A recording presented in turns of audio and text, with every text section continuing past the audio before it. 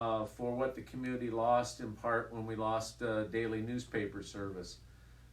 So I know it's different. It's not complete.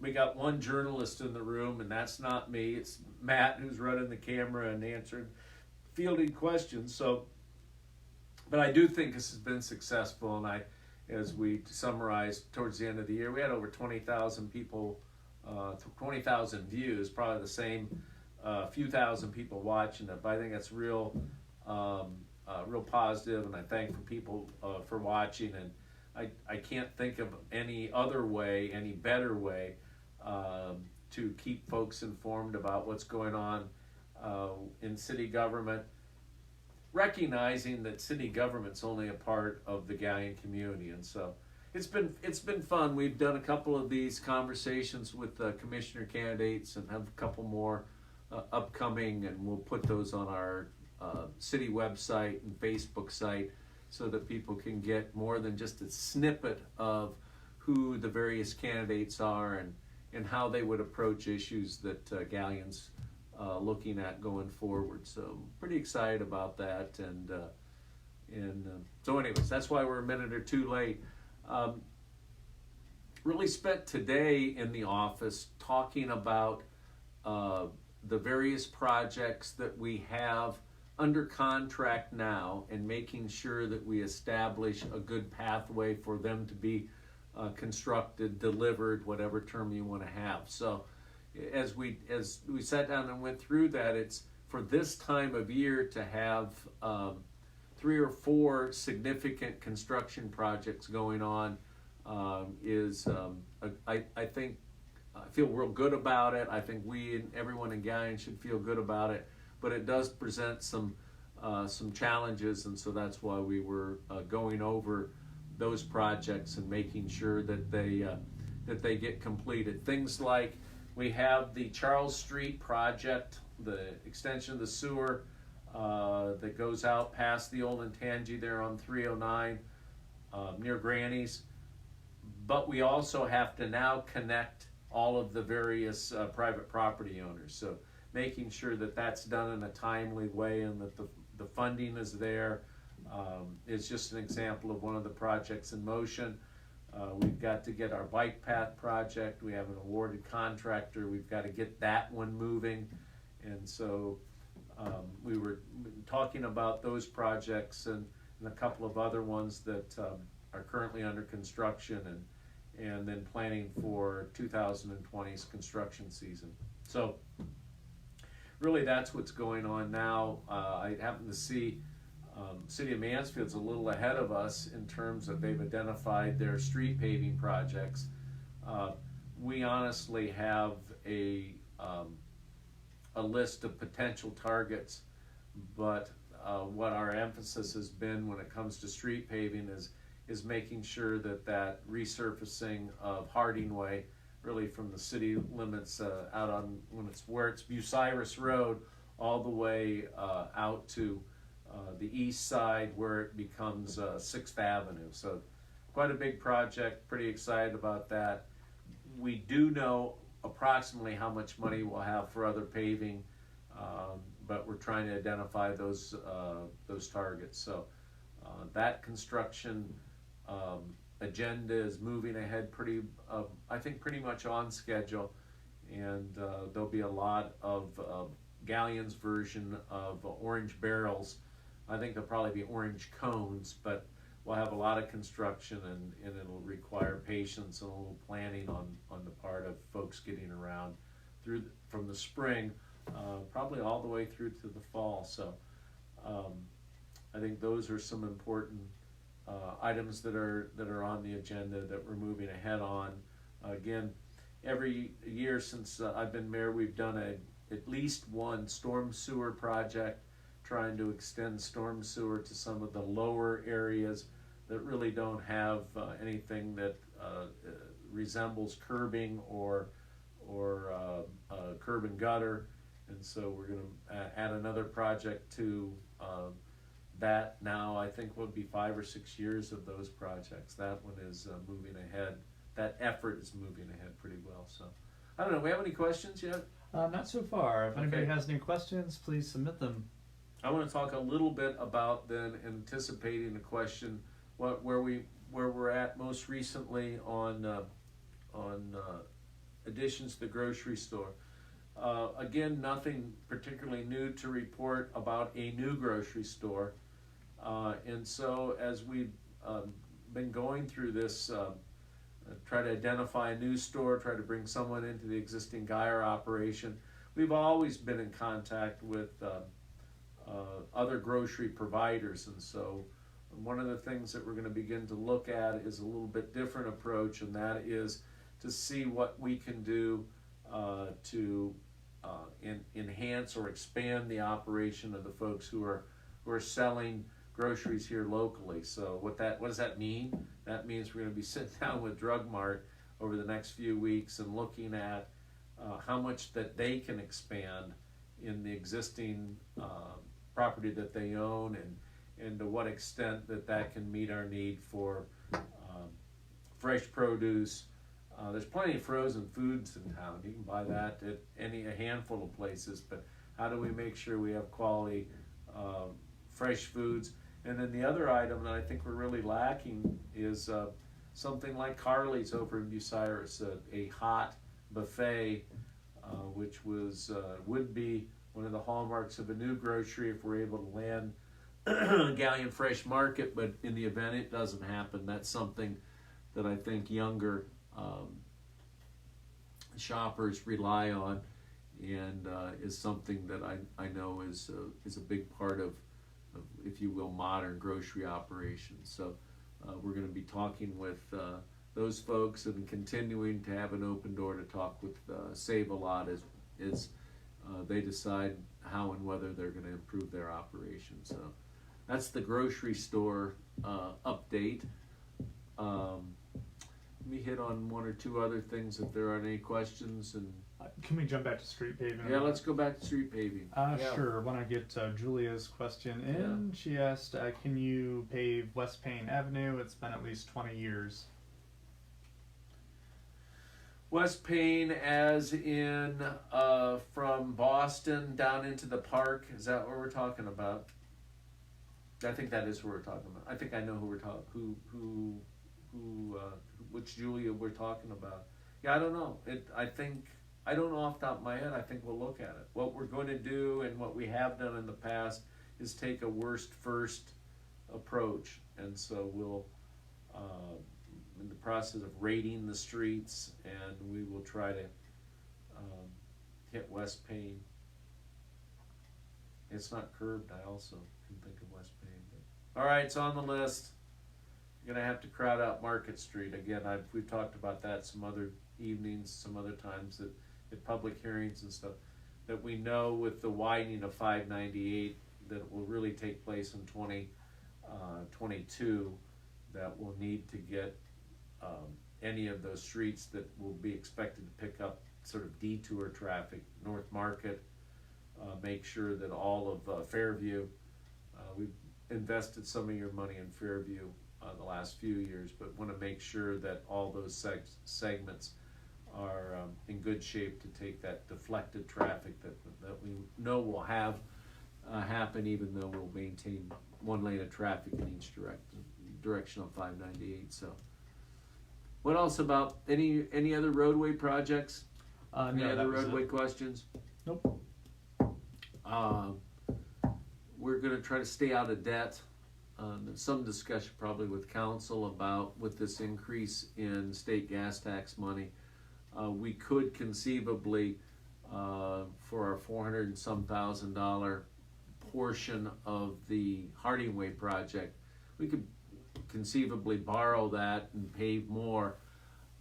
We've worked the last few years pretty hard at staying out of debt and not incurring any more street debt. But with a very dependable larger increase in revenue, I wouldn't rule that out. But that's not in our plan for 2020. Our plan is to utilize the cash that we have coming in, build the big project, in 2021 have the money for the widening of 598, and then perhaps down the road look at a larger project that could be serviced over a 5-year period. I mean, we're going to get in the neighborhood of $500,000 a year in gas tax revenue, which is up several hundred thousand a year from when we first started, since I first started. So we would be in a position to really tackle some streets. The problem with that is, though, that about the time you pay off that kind of short bond issue or note issue, then the streets you just paved are kind of unraveling. And I think Grove Avenue is probably my the best example I can give you of a road that we're just paying off from paving it the last time, and it's just in time because it needs more treatment. So, anyways, I'll drone on about roads so long that that my family won't even be watching. So let's get off the street, see if we have something else. Okay, I do have another question from Sheila. She asked, how can you make a property owner clean up their nuisance property? The last time that came up, I think Sheila's baiting me, Matt, but the last time that came up, it created quite a discussion on social media. And when that happened, it's been a couple month or two ago, it was really focused on one specific property that is it's kind of everyone's favorite eyesore on Harding Way West. We do a lot. So here's Sheila, here's the answer. We do a lot more than you would realize, we meaning the city of Galion, of enforcement of two kinds of property issues. Property that is a health and safety nuisance. We used to share that with the health department. We're doing those ourselves. And then zoning or code enforcement. And so without throwing out a number that may be off by quite a bit, what I think what we'll do based on your question is ask our building inspector, how many enforcements has he had on nuisance property or property maintenance in the past, I don't know, we'll get you 30, 60 days, and then a number of all those complaints, how many of those have been advanced for enforcement. Something else that I think might be valuable, and I'm again trying to explore how to get information about city processes without, in this case, interviewing Eric Baldinger, tell us about how you do this. What may make sense in this is doing a 5 or 7 minute YouTube that would describe what happens from the time an individual like Sheila would file a complaint, how that goes through our process, and then how that, I would have to say eventually, is filed in court for any sort of violation that we would follow up on. I think that might be valuable to understand the steps it takes. Some of which, for a fed up sort of PO'd property owner, it would sound just like garbage and it'll take forever to get that garbage cleaned up. On the other hand, you get an idea of why it takes longer than you might think, and that if you've got what you see as a chronic problem, the first step in getting that addressed is probably filing an initial complaint. So the only boomerang in those last couple minutes of commentary is that if Sheila has filed a complaint and has gone nowhere, then maybe that boomerang's back on me, and we'll follow up. We will follow up, but it just seems to me that us explaining to people who are in that situation, frustrated by a neighbor, frustrated by a situation they see every day, how you go about initiating a complaint, and then what we do with those complaints to either rectify them by talking to the property owner or ultimately filing, filing with the court. Condemnation, and that's a whole nother question that Sheila didn't ask. I mean, once it's condemned, the city does not have resources to tear it down. I mean, some people would say, well, you need to get it condemned and then tear it down and then put that on the person's taxes. Well, it's likely that we get everything done, we put it on the taxes, but we wouldn't get the kind of recovery that would cover the expense of tearing down a building. So it's an ongoing topic, and I'm probably not as good at enforcing that as some other mayors might be, but I also recognize that there are a lot of property owners that don't have maybe the resources that they ought to, and maybe they either through inheritance or they bought off more than they could chew. The property has gotten a little bit derelict on them. So fully admit I'm not as hard-headed, but we do follow a process, and we'll try to get Eric on camera and put that up there, sort of a 5-minute YouTube that talks about what to do if you have the problem and what are the results and how long they generally take. So, all right, over answered. Number one, hit me with a water balloon or something. I over answered the question again.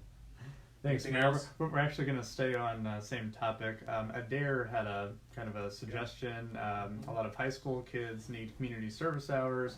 Would the city sign off if those kids were to mow or work around property nuisances? I wouldn't rule it out. But sound like your insurance agent or something. The liability issues are something that concern me, and minors signing off to mow grass or do anything like that.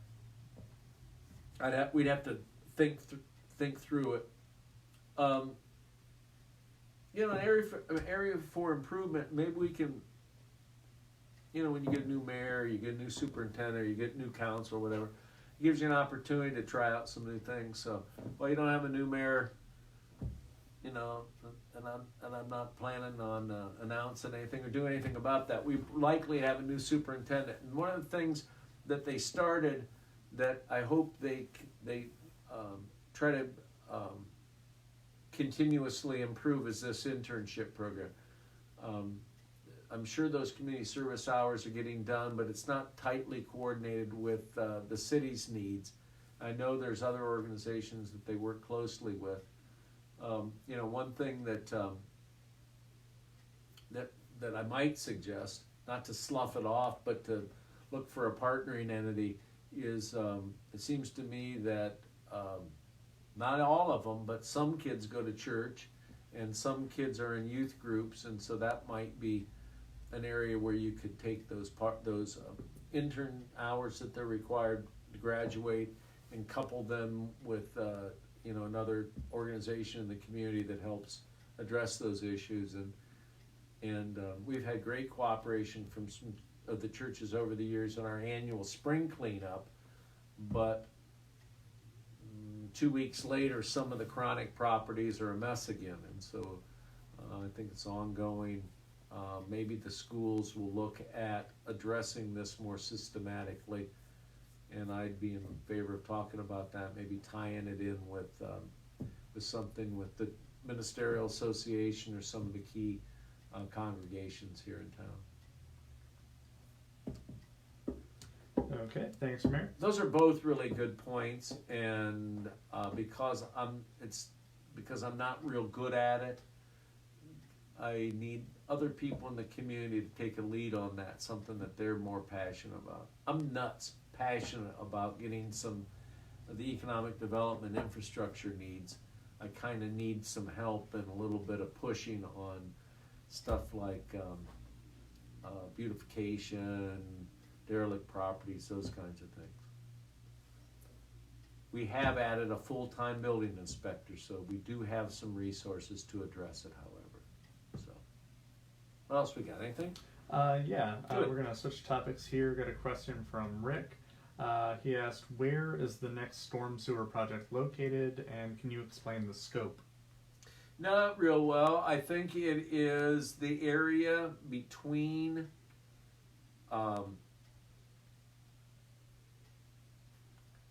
this is the low spot south of Coverts, I believe. So if you think of Coverts parking lot, I'm going to do the best I can, and we will follow up by getting you a map of that.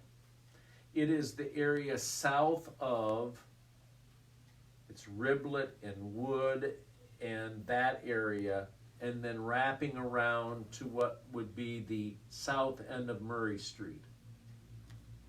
Another way to look at that is this is the last piece of that area from South Street to what I call the numbered streets, First Avenue, Second Avenue. And then beginning what would be next year, the projects will start moving from First to Second, Third, all the way out to Sixth Avenue. So if my recollection is a little bit off, then we'll correct that. What we will do is put up on our website a map of the area that will be served by this latest round. I think what I'll also commit Matt to do, not me, is to do a similar thing with the projects that we've done the last several years. When you see those put together, you'll see that what we're doing is providing active drainage to some of the lowest spots in town, both residential and commercial, and then we're moving out to the east.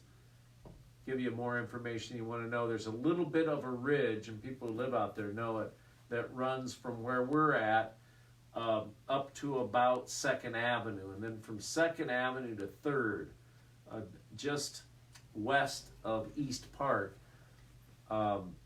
the ground naturally falls in that direction. So what we'll be doing is building drainage that will take advantage of some of that natural topography, but these are going to be some expensive, fun, but super necessary projects to provide stormwater drainage to the east side of town. They've never really had it. They have a bunch of French drains and some gravity drained sewage, or excuse me, storm drains or storm pipe. What we're going to do is replace it with gutters, active drainage, get some curbs and gutters and new surface on those streets. So pretty excited about it. I hope to live to tell the tale. So I hope that answers his question. If I'm off a little bit, either way, we'll put the map up of this year's project to let you know, but I think it's largely that real low area, and I want to say it's Riblet, but I could be wrong. Okay? East Street, that area over there, south of Covert's parking lot. What else we got? Those are all the questions I have at this time. Okay, I'm gonna wrap up by saying those people who are excited about growth and development in the community, I need your help. I need to get some wind behind the sails of growth. From my point of view, city government and the community has gotten the sense of urgency about growth and development seems to have subsided a little bit, and I don't want that to happen. We've got big projects. We've got state grants going in, requesting money for the redevelopment of the old Pico property. Pretty excited about that. And I think 2020 is the year we're either going to build a sports complex, free center, or we're going to swing and miss. I don't want to swing and miss. I think that's a great opportunity for the community. And so if you're of the opinion that since we got out of fiscal emergency, we've been kind of hitting a lull in growth and development in the city, then That's how I feel about it, and not in no way disrespecting the apartment complex and other development, but we got to get a move on, and work hard to provide more job opportunities for young people, and more reasons for young people to stay or move back to the community, or move the community for the first time. So, I'm back on the pro-growth express, and want to invite everybody to get behind that as we try to get Galion just that one more step up and on, back on the road to progress, and community that we're proud to be living in and sharing our success with. So, all right, enough with that long speech. Thanks for listening. We have any more questions? All right, going, gone. Look forward to those county commissioners, or I hope, look forward. We're going to drop those county commissioner interviews as soon as we get them all done, and really try to do more with this live stream. So, good night, and let's keep progress in Galion being a synonymous term. See you next time.